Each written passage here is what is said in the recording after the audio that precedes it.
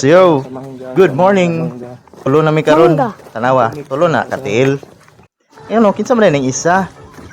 So another early morning walk together with Balonglong. Trao.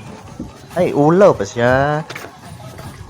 So we're gonna go and magpasingot na pud kami kay as you can see dagko na kayo sila og mga bukton. Bukton ray gid ako, pero wa gid gitaas. But look at the view. The view is sounding like, look at that. Wow. So karon dani sa amin nag-walking sa munisipyo. Dani may gate agi sa likod sa munisipyo. Dani day guys, na din tay boardwalk tawag diha. Pero kini siya dani preserve ni dani. Dili ni basta-basta pasudlan og bisag kinsa kay nag-i-preserve ang mga mangrove. Kasi as we all know, ang mga mangrove dako kay nagtabang sa tuwa, especially kanang naa bitaw bagyo. Kini muni mga mangroves dani. Kuan lang ha. Wala may naligo dani sa LGU Libertad, igo ra mi gilili ha, nagpicture mo lang mi gamay. Wala mi naligo, amo lang pong gitanawon sa katsada mga mangroves dani. So kini day guys, ba? Mga mangroves mo ni siya ga-protect ni sa ato ang seashore, especially dani kay daghan man kaayo populated man dani dapit sa dagat.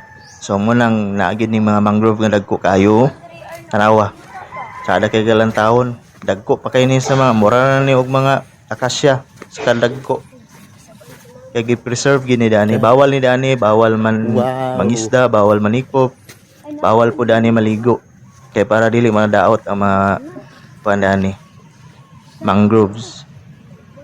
But look at the view. The view is sounding like wow. Ano gani kapatsada na lang yun sa dagat. Look at the horizon. Grabe. Nice. Tsada gigayo guys. Maka heart yun sa mata. Tumahaw may glato. So kani. Dani day nga time nga chika na day dani sa Lindsay kang Balonglong nga. Dani daw sa una sa wala pa nigi bawalan nga magligo-ligo. Dani sila gakaligo daw. Kaon sila glato daw sa buntag sayo. Pero karon dili na pwede. Di ba Lindsay? Diya. Tanawa ang horizon no. Kini karon kay mga 7 na sa buntag. How much more taliba kung sunrise yun? Everything that I've been, praise the Lord.